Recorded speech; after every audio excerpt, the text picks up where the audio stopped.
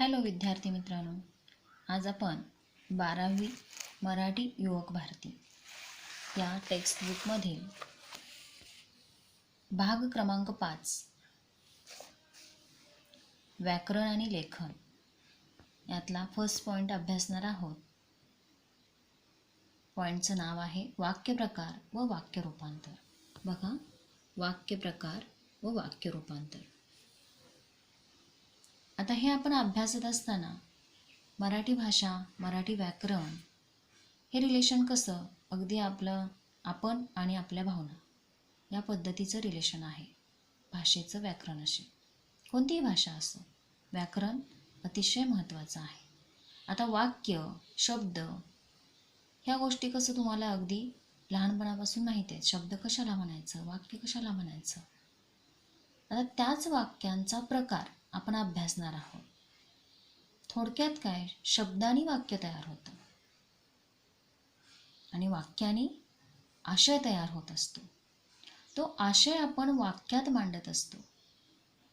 मग त्या वाक्याचा प्रकार काय असतो, कसा तयार होतो, किती प्रकार असतात, हे आपण आज अभ्यासणार आहोत.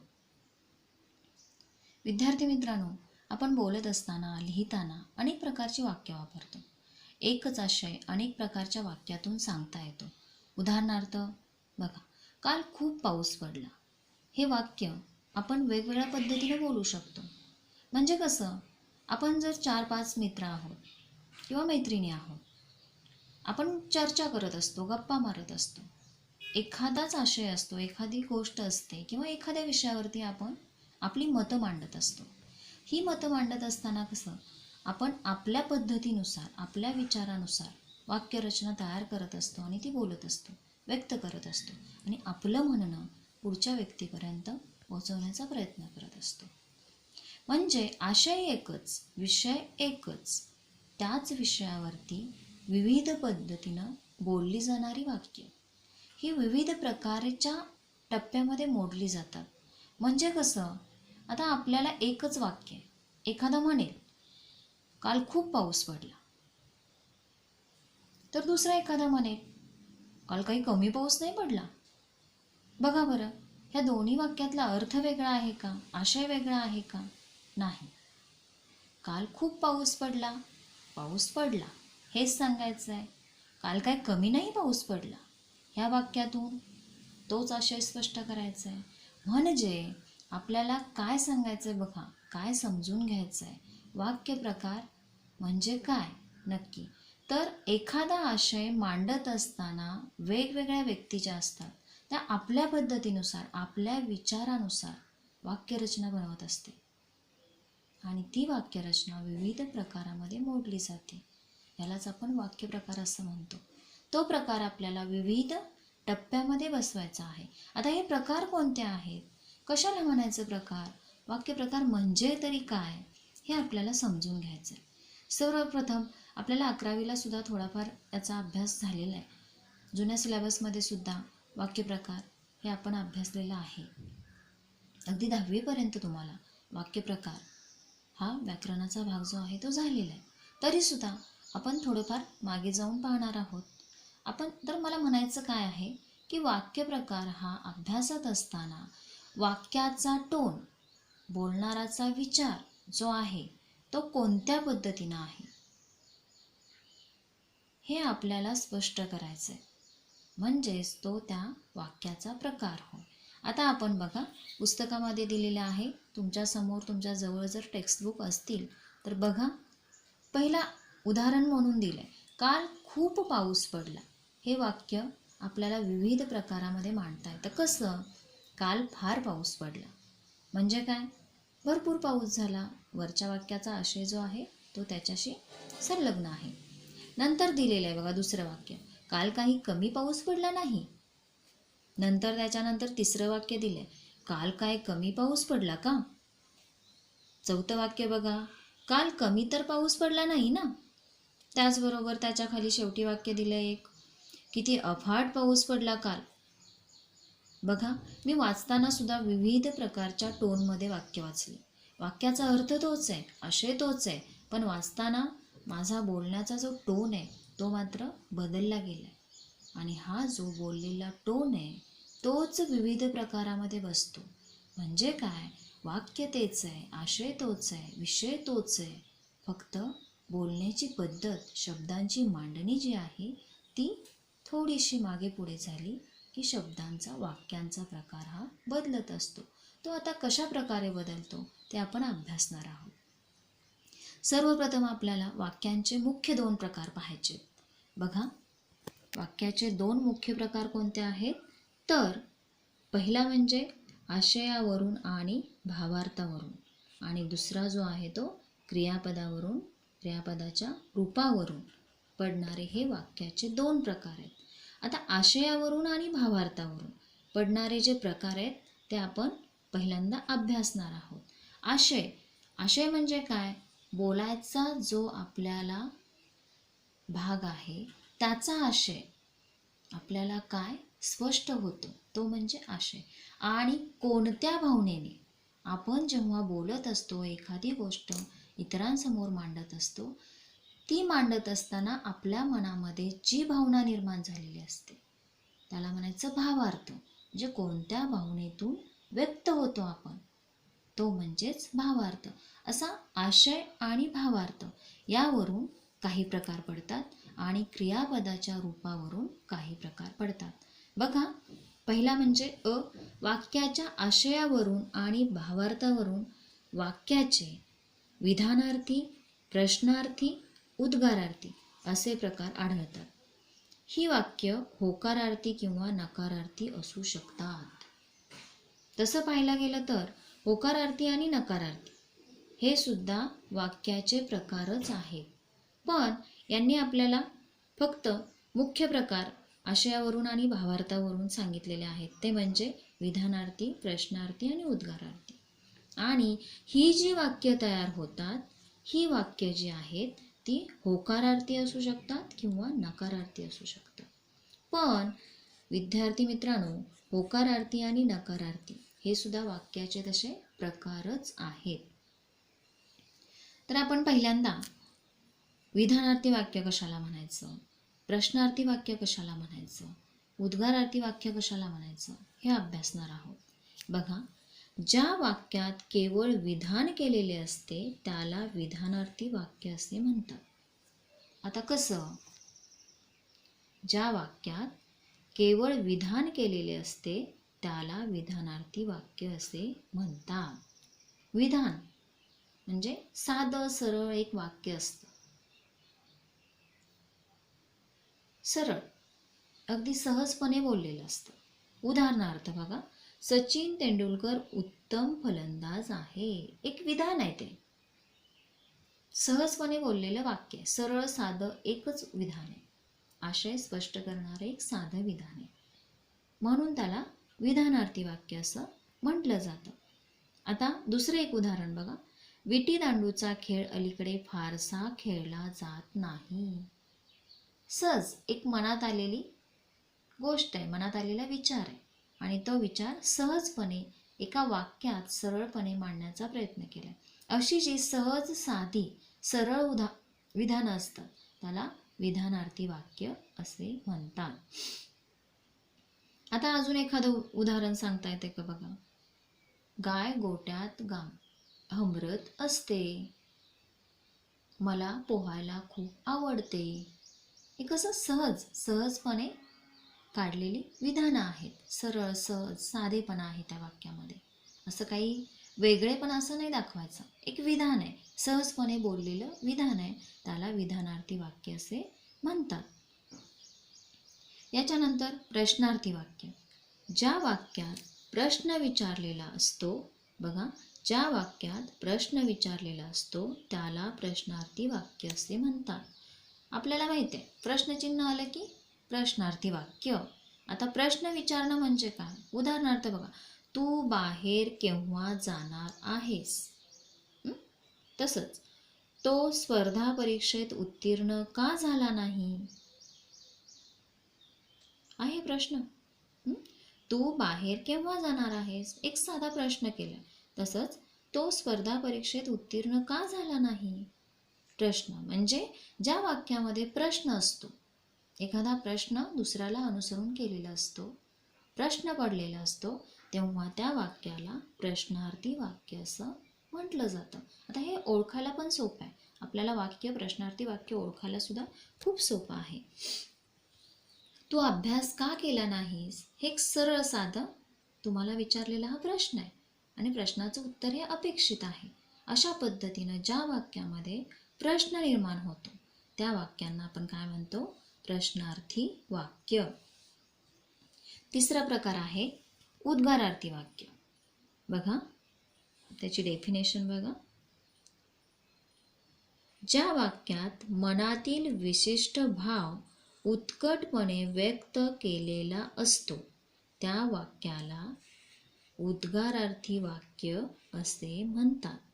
बघा काय सांगितलं परत एकदा. ज्या वाक्यात मनातील विशिष्ट भाव उत्कटपणे व्यक्त केलेला असतो. उत्कटपणे म्हणजे तीव्रपणे, आश्चर्य असतं. काही वाक्यामध्ये बघा, बापरे किती मोठा साप, आश्चर्याने व्यक्त केलेले उद्गार आहेत हे, आश्चर्याने काढलेलं वाक्य आहे. म्हणजे तीव्रता असते त्याच्यामध्ये, आश्चर्य व्यक्त केलेलं असतं. अशी जी वाक्य असतात त्याच्यापुढे उद्गारार्थी चिन्ह पण दिलेलं असतं. अशा वाक्यांना काय म्हणतो आपण? उद्गारार्थी वाक्य. उदाहरणार्थ बघा इथे दिलेले, किती छान आहे हे फूल. आश्चर्याने म्हटलं ना, आपण एकदमच अचानक एखादं नवीन फूल पाहतो, कधीच नाही पाहिलेलं आणि ते सुंदर असतं दिसायला, तेव्हा आपण आश्चर्याने बोलू शकतो असं वाक्य. किती छान आहे हे फूल असं आपण म्हणू शकतो. म्हणजे आपल्याला म्हणायचं काय? उद्गारार्थी वाक्य स्पष्ट करत असताना डेफिनेशन मेन लक्षात ठेवा. उद्गारार्थी वाक्य कशाला म्हणायचं? तर अतिशय तीव्रपणे, आश्चर्याने जे आपण वाक्य बोलतो त्याच्यामध्ये खूप तीव्रतेने भावना अनावर झालेल्या असतात आणि त्या आपण व्यक्त करतो. त्यामध्ये आश्चर्यकारकता भरपूर मोठ्या प्रमाणात असते. अशी जेव्हा वाक्य असतात त्या वाक्यांना आपण उद्गारार्थी वाक्य असं म्हणतो. अजून उदाहरणं आपल्याला सांगता येतील. अरे बापरे, असं कसं झालं? अरे बापरे, आश्चर्याचा धक्का बसतो आपण तेव्हा असं म्हणतो, अरे बापरे असं कसं झालं? म्हणजे आश्चर्याने काढलेली जी वाक्य असतात त्यांना आपण उद्गारार्थी वाक्य असं म्हणतो.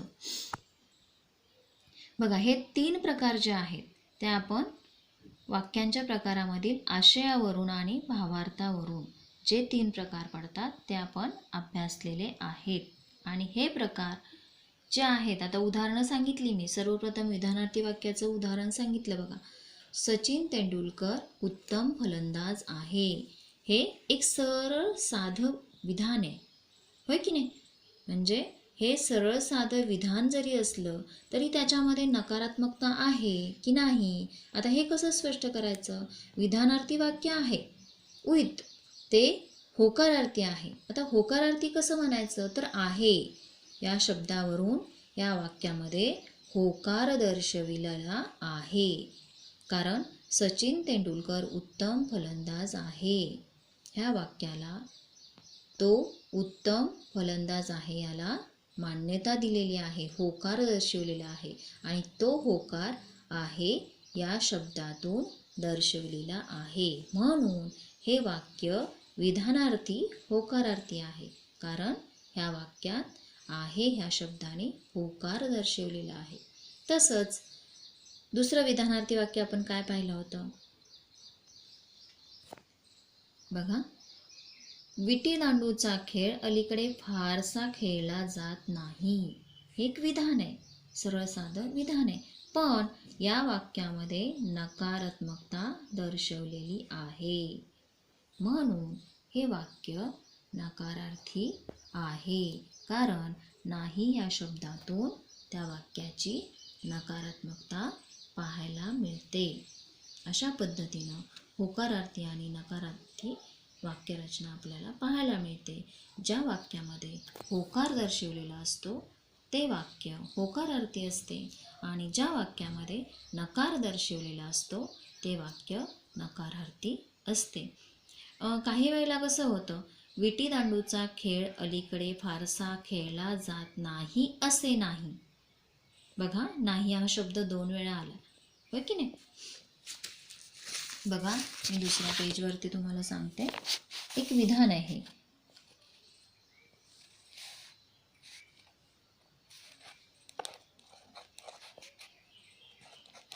विटी दांडूचा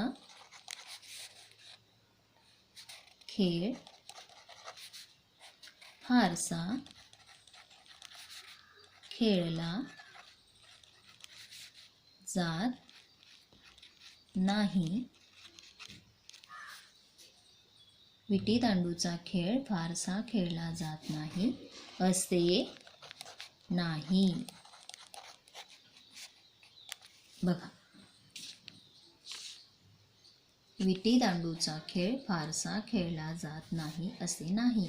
आता नकार 2 वेळा आलेला आहे बघा.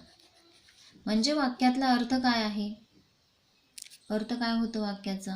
विटी दांडूचा खेळ फारसा खेळला जात नाही असे नाही. म्हणजे विटी दांडूचा खेळ खेळला जातो असं सांगायचं आहे. म्हणजेच वाक्यामध्ये जेव्हा 2 वेळा नकार येतो तेव्हा ते वाक्य होकारार्थी असते. आता हे वाक्य होकारार्थी आहे, लक्षात ठेवा. जेव्हा हे 2 शब्द हे नसते ह्या वाक्यामध्ये, तर विटी दांडूचा खेळ फारसा खेळला जात नाही, नकारार्थी वाक्य आहे. कारण नाही, खेळला जात नाही, नकार दर्शवलाय. पण खेळ फारसा खेळला जात नाही असे नाही, म्हणजे खेळला जातो, होकार दर्शवलाय. म्हणजेच आपण लक्षात ठेवायचं की एखाद्या वाक्यात जेव्हा नकार एकदाच दर्शवलेला असतो तेव्हा ते नकारार्थी वाक्य असते. पण जेव्हा 2 वेळा नकार दर्शवलेला असतो, 2 वेळा नकार दर्शवणारे शब्द जेव्हा येतात तेव्हा ते वाक्य होकारार्थी असते. हे होकारार्थी आणि नकारार्थी वाक्यातला फरक तुम्ही लक्षात ठेवायचा आहे. आता बघा, आपण 2 उदाहरणं पाहिली, होकारार्थी नकारार्थी. तसंच प्रश्नार्थीमध्ये सुद्धा आहे बघा. प्रश्नार्थी वाक्य कशाला म्हणतो आपण? ज्या वाक्यामध्ये आपण प्रश्न विचारलेला असतो त्याला प्रश्नार्थी वाक्य असं म्हटलं जातं. बघा, तू बाहेर केव्हा जाणार आहेस? प्रश्नार्थी. आता कसं होईल सांगा मला? किंवा तो स्पर्धेत परीक्षेत उत्तीर्ण का झाला नाही? तो स्पर्धा परीक्षेत उत्तीर्ण का झाला नाही? कसं येईल बघा.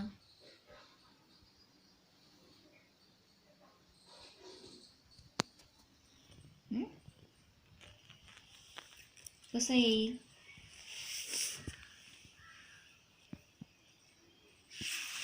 बघा, त्याचं आपल्याला पुढे उदाहरण आहे. हे बघा, प्रश्न होकारार्थी असेल तर विधानार्थी वाक्य नकारार्थी करावे. प्रश्न नकारार्थी असेल तर विधानार्थी वाक्य होकारार्थी करावे. बघा कसं होईल मग? आता इथे प्रश्न एक आहे बघा, तुम्हाला सांगते.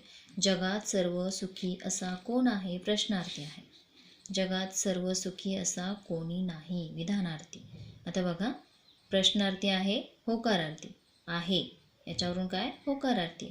जगात सर्व सुखी असा कोणी नाही, म्हणजे ह्या वाक्याचा अर्थ तर बदलला नाही, पण नकारार्थी झालेलं आहे वाक्य हे, होय की नाही? म्हणजे प्रश्नार्थी वाक्य होकारार्थी असेल तर ते नकारार्थी होते. अशा पद्धतीने बघा, तुम्हाला पुढे वाक्य रूपांतर आहे त्यावेळेला लक्षात येईल तुमच्या. आता तुमच्या पटकन लक्षात नाही येणार आहे. आपण पुढे एक्सप्लेन करताना डीपमध्ये पाहूयाच. पुढे बघा, उद्गारार्थी वाक्य त्याच्यामध्ये पण आहे. किती छान आहे हे फूल. किती छान आहे हे फूल. आहे, होकार दर्शवलाय, छान आहे, होकार सांगितलाय, म्हणजे हे होकारार्थी उदाहरण आहे. अशा पद्धतीनं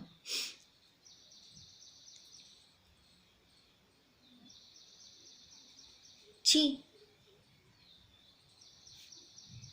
असा नको होता घाणेरडापणा करायला, नकार दर्शवलेला आहे.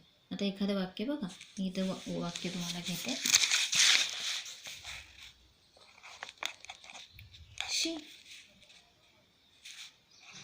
असा नको होता घाणेरडापणा करायला. बघा, आश्चर्याने, किळसवाने पण आश्चर्याने काढलेला शब्द आहे. उद्गारवाचक चिन्ह आलेलं आहे. आणि असा नको होता घाणेरडापणा करायला म्हणजे नको, नकार दर्शवलेला आहे. जी काही गोष्ट घडलेली आहे त्या गोष्टीसाठी नकार दर्शवलेला आहे, म्हणून हे वाक्य नकारार्थी होऊ शकतं. अशा पद्धतीने ही जी वाक्यरचना आहे, विधानार्थी असो, प्रश्नार्थी असो, उद्गारार्थी असो, हे जे आशयावरून आणि भावार्थावरून वाक्याचे जे प्रकार पडतात 3, ते होकारार्थी किंवा नकारार्थी असू शकतात. आता त्याचबरोबर आपण पहिला वाक्य प्रकारामध्ये आशयावरून आणि भावार्थावरून 3 जे प्रकार पडतात, कोणते कोणते? विधानार्थी वाक्य, ज्या वाक्यामध्ये केवळ विधान केलेले असते, सरळ साधे विधान असते, त्याला आपण विधानार्थी वाक्य म्हणतो. दुसरा प्रकार म्हणजे प्रश्नार्थी वाक्य, ज्या वाक्यामध्ये प्रश्न विचारलेला असतो अशी जी वाक्य असतात त्याला आपण प्रश्नार्थी वाक्य म्हणतो. आणि तिसरं म्हणजे उद्गारार्थी वाक्य, ज्या वाक्यामध्ये मनातील विशिष्ट भाव अतिशय तीव्रपणे, उत्कटपणे व्यक्त झालेला असतो, अशा वाक्यांना आपण प्रश्नार्थी वाक्य उद्गारार्थी वाक्य असं म्हणतो. अशा प्रकारचे आशयावरून आणि भावार्थावरून हे जे 3 प्रकार आहेत ते आपण अभ्यासलेले आहेत. नंतर वाक्यप्रकाराचा दुसरा प्रकार जो आहे तो क्रियापदाच्या रूपावरून जे प्रकार पडतात त्याच्यामध्ये बघा, सगळ्यात सर्वप्रथम प्रकार पहिला जो आहे तो स्वार्थी वाक्य. बघा, स्वार्थी वाक्य. विद्यार्थी मित्रांनो, हे ऐकत असताना आपलं स्वतःचं जे टेक्स्टबुक आहे ते आपण स्वतःजवळ ठेवायचं आहे, म्हणजे तुम्हाला समजण्यासाठी अतिशय सोपं जाईल. बघा, क्रियापदाच्या रूपावरून वाक्याचा जो प्रकार पडतो तो पहिला प्रकार आहे स्वार्थी वाक्य. ज्या वाक्यातील क्रियापदाच्या रूपावरून नुसताच काळाचा बोध होत असेल तर त्याला स्वार्थी वाक्य म्हणतात. आता कसं काय? नुसताच काळाचा बोध होत असेल, बघा, नुसताच काळाचा बोध होत असेल तर त्याला स्वार्थी वाक्य म्हणायचं. बघा, उदाहरण दिले तर मुले शाळेत गेलीत मुलं, म्हणजे काळाचा बोध झालेला आहे, आत्ताच गेलीत म्हणजे पूर्ण वर्तमान काळ आहे, काळाचा बोध झाला आहे, बाकी काय ह्या वाक्यात नसतं. अशा वाक्यांना काय म्हणतो आपण? स्वार्थी वाक्य. खेळाडू मैदानावर सराव करतात. बघा, खेळाडू मैदानावर सराव करतात, साधा वर्तमान काळ आहे हा. सरळ म्हणजे काळाचा ज्या वाक्यात बोध होतो, काळ दर्शवलेला असतो, अशा वाक्यांना स्वार्थी वाक्य असे म्हणतात. गोठ्यातील गाय हंबरते. बघा, गोठ्यातील गाय हंबरते हे वाक्य कसं आहे? साधं वाक्य आहे. काळाचा तिथे आपण काय दर्शवलेलं आहे? काळ दर्शवलेला आहे, म्हणून हे वाक्य स्वार्थी वाक्य असं म्हटलं जातं. म्हणजे काय? ज्या वाक्यामध्ये काळाचा बोध होतो, काळ कळतो, कोणत्या काळ चालू आहे त्या वाक्यातून, हा काळाचा बोध ज्या वाक्यातून होतो त्याला काय म्हणायचं? स्वार्थी वाक्य. हे बघा, लक्षात ठेवा, क्रियापदाच्या रूपावरून जे प्रकार पडतात त्यातलं पहिला हा प्रकार आहे स्वार्थी वाक्य. सो बघा, दुसरा प्रकार काय आहे? क्रियापदाच्या रूपावरून जे प्रकार पडतात त्यामध्ये आपण स्वार्थी वाक्य पाहिलं. आता दुसरं जे आहे ते आज्ञार्थी वाक्य. बघा, आज्ञार्थी वाक्य कशाला म्हणायचं? ज्या वाक्यातील क्रियापदाच्या रूपावरून आज्ञा, आशीर्वाद, प्रार्थना, विनंती, उपदेश आणि सूचना या गोष्टींचा बोध होत असेल तर त्या वाक्याला आज्ञार्थी वाक्य म्हणतात. बघा, काय काय सांगितलंय? आज्ञा कोणकोणत्या शब्दातून होते आपल्याला? बघा, आशीर्वाद, प्रार्थना, विनंती, उपदेश आणि सूचना या शब्दातून, अशा प्रकारच्या क्रियेतून, सांगण्यातून आज्ञा केली जाते अशा वाक्यांना काय म्हणतो आपण? आज्ञार्थी वाक्य. आता आज्ञार्थी वाक्य ओळखायचं कसं? बघा, ती खिडकी लावून घे. आज्ञा केली आहे, सरळ सरळ आज्ञा सांगितले आपल्याला, म्हणजे आज्ञा केलेली आहे म्हणून ते आज्ञार्थी वाक्य होतं. ती खिडकी लावून घे. आता आज्ञा म्हणजे नुसतीच आज्ञा होणार नाही, त्याच्यामध्ये प्रार्थना असेल, आशीर्वाद असेल, विनंती असेल, उपदेश असेल, सूचना असेल, म्हणजे काहीतरी दर्शवलं जातं आपल्यासाठी, म्हणून त्यांना काय म्हणायचं? आज्ञार्थी वाक्य. दुसरं उदाहरण बघा, तुम्ही नक्की यशस्वी व्हाल. बघा, तुम्ही नक्की यशस्वी व्हाल. आता विद्यार्थ्यांनो, हे तुमच्यासाठीच वाक्य असेल, हे ॲज अ टीचर म्हणून मी बोललेले असेल. तुम्ही नक्की यशस्वी व्हाल म्हणजे काय? तुम्हाला शुभेच्छा दिलेल्या असतील, आशीर्वाद असेल, या वाक्यातून आशीर्वाद व्यक्त होतो आणि एक प्रकारची आज्ञा व्यक्त होते. आशीर्वादाच्या रूपातून आज्ञा व्यक्त होते, म्हणून हे सुद्धा वाक्य आज्ञार्थी वाक्य होतं. पुढचं वाक्य बघा, तिसरं, देवा मला सद्बुद्धी दे. आपण म्हणतो की नाही, रोज सकाळी प्रार्थना करतो. काही मुलांना सवय असते सकाळी उठलं की देवापुढे हात जोडायचा, नमस्कार करायचा, मला चांगले मनात विचार येऊ देत, मला सद्विवेक बुद्धी दे, असं आपण प्रार्थना देवाकडे करतो की नाही. म्हणजे प्रार्थना स्वरूपात आज्ञा असते. प्रार्थनेतून आपण देवाकडे एक आज्ञाच केलेली असते, होय की नाही. देवा मला चांगली बुद्धी दे, अशी आपण आज्ञा, पण कशी? प्रार्थनेच्या स्वरूपात केलेली ही आज्ञा असते, म्हणून हे वाक्यसुद्धा आज्ञार्थी वाक्य होऊ शकतं. तसंच बघा, पाच नंबरचं वाक्य काय आहे बघा, विद्यार्थ्यानो खूप मेहनत करा. विद्यार्थ्यानो खूप मेहनत करा. कसं आहे, हे सुद्धा तुम्हाला तुमच्या ॲज अ टीचर म्हणून, प्रोफेसर किंवा कोणी असतील क्लासेसमध्ये वगैरे, असं तुम्हाला बेस्ट विशेष सांगण्यासाठी असं म्हणतात की नाही, विद्यार्थ्यांनो खूप मेहनत करा असं म्हणतात. म्हणजे एक उपदेश केलेला आहे, चांगला सल्ला दिलेला आहे, पण तो आज्ञेच्या स्वरूपात दिलेला आहे, लक्षात ठेवा. म्हणून हे सुद्धा वाक्य आज्ञार्थी वाक्य होऊ शकतं. नंतर 6वं वाक्य कोणतं आहे? इथे पादत्राणे ठेवू नयेत. एक सूचना आहे, मंदिराच्या बाहेर असते बघा शक्यतो बऱ्यापैकी, नंतर हॉस्पिटल वगैरे अशा ठिकाणी या सूचना अशा लावलेल्या असतात. तर एक सूचना असते, एक शिस्तबद्धता येण्यासाठी ह्या सूचना आपण फॉलो करायच्या असतात त्यासाठी, आणि प्रत्येकाला सांगणं शक्य नसतं, तेव्हा अशा सूचना ज्या असतात त्या तिथे लावलेल्या असतात. म्हणजे सूचनेतून एक प्रकारची ती आज्ञाच केलेली असते, म्हणून हे सुद्धा वाक्य आज्ञार्थी वाक्य झालेलं आहे. अशा पद्धतीनं म्हणजे आज्ञा असेल, आशीर्वाद असेल, प्रार्थना असेल, विनंती असेल, उपदेश, सूचना, या सगळ्या प्रकारातून एक प्रकारची आज्ञा आपण या वाक्यातून करत असतो, म्हणून आज्ञार्थी वाक्यामध्ये हे सगळे वाक्य बसत असतात. म्हणजे थोडक्यात काय, आज्ञार्थी वाक्य ओळखायचं कसं? तर ज्या वाक्यामध्ये विशिष्ट आज्ञा दिलेली असते, वेगवेगळ्या स्वरूपात असेल, आशीर्वादाच्या स्वरूपात असेल, प्रार्थनेच्या स्वरूपात असेल, पण आपण काहीतरी सांगितलेलं असतं, दुसऱ्याकडे कशाची तरी मागणी केलेली असते आणि ती एक प्रकारची आज्ञा असते. मग ती प्रार्थना असेल, विनंती असेल, उपदेश असेल किंवा सूचना असेल, किंवा तो आशीर्वादसुद्धा असेल, पण ती आज्ञा असते. आपण काहीतरी अपेक्षा ठेवलेली असते आणि त्या अपेक्षेतून आपण ती आज्ञा सांगितलेली असते. अशा वाक्यांना आपण आज्ञार्थी वाक्य असे म्हणू किंवा म्हणतात. लक्षात येते का बघा? स्वार्थी वाक्य कशाला म्हणायचं? तर ज्या वाक्यातून काळाचा बोध होतो, काळाचा बोध होतो, वर्तमान काळ असेल, भूतकाळ असेल, भविष्यकाळ असेल, अशा काळांचा बोध ज्या वाक्यातून होतो त्याला स्वार्थी वाक्य म्हणायचं. तसेच दुसरा प्रकार म्हणजे आज्ञार्थी वाक्य. आज्ञार्थी वाक्य कशाला म्हणायचं?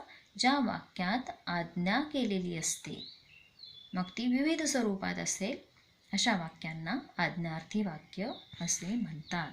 आता तिसरा प्रकार पाहूया आपण. बघा, मुख्य 3 प्रकार आहेत वाक्याचे. पहिला म्हणजे आशयावरून आणि भावार्थावरून, आणि दुसरा म्हणजे क्रियापदाच्या रूपावरून. आपण आशयावरून आणि भावार्थावरून जे प्रकार 3 पडतात, विधानार्थी, प्रश्नार्थी आणि उद्गारार्थी, हे प्रकार आपण अभ्यासलेले आहेत. आता क्रियापदाच्या रूपावरून स्वार्थी वाक्य, आज्ञार्थी वाक्य आपण पाहिलेलं आहे. तिसरा प्रकार जो आहे तो विद्यार्थी वाक्य. पहा, विद्यार्थी वाक्य त्याचा अर्थ काय आहे?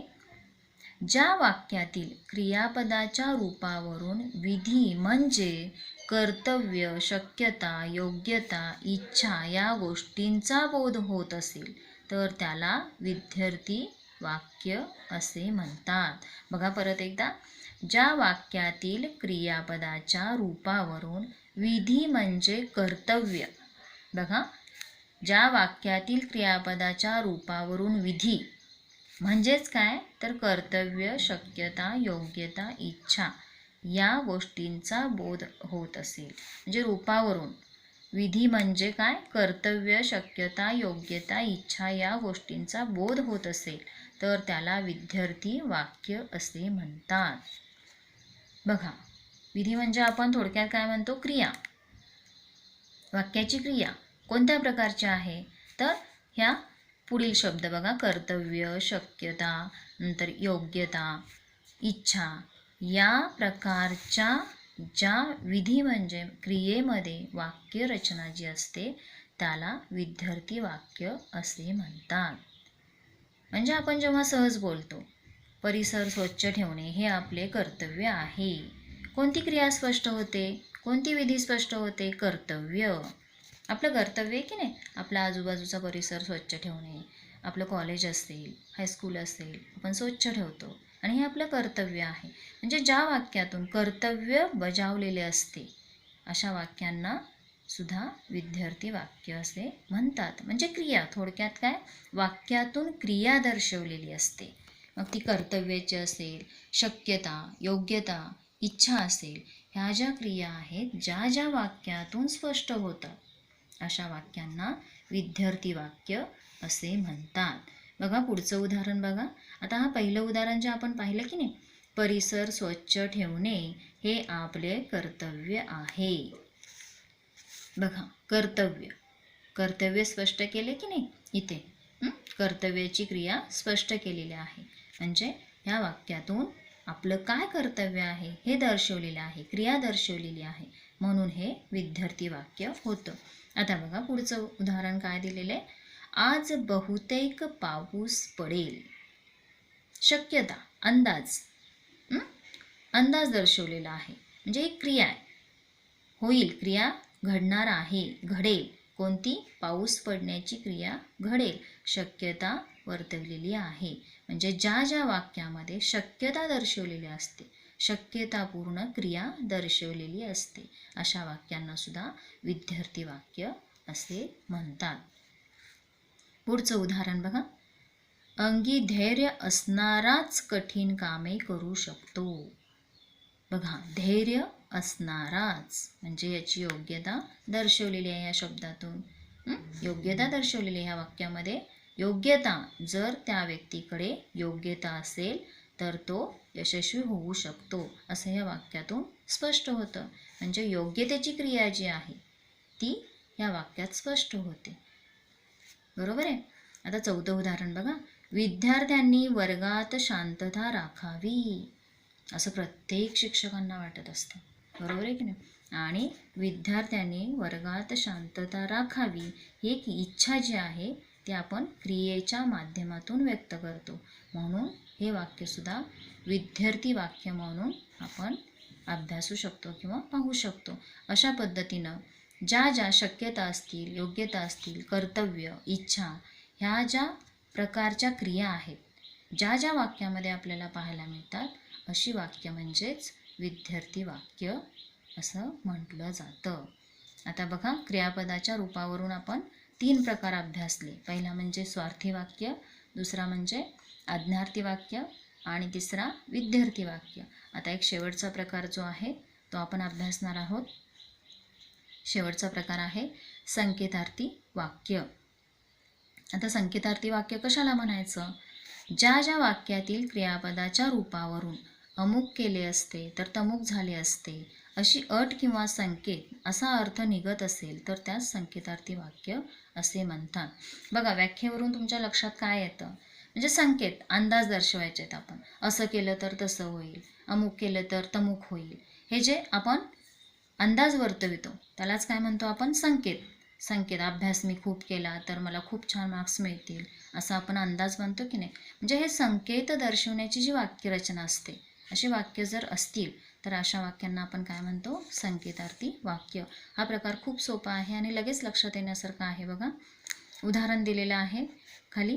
पाऊस पडला असता तर हवेत गारवा आला असता. म्हणजे संकेत. कधी गारवा आला असता? जर पाऊस पडला असता तर, म्हणजे अंदाज बांधलाय. गारवा कधी पडेल, कधी थंड वाटेल, तर पाऊस पडेल तेव्हाच आपल्याला थंड वाटेल, हा अंदाज या वाक्यातून बांधलेला आहे. म्हणजे संकेत, थोडक्यात संकेत दर्शवलेला आहे. म्हणून हे वाक्य कसं आहे? संकेतार्थी वाक्य. दुसरं वाक्य बघा काय दिलेलं आहे. मला जर सुट्टी मिळाली तर मी गावी येईन.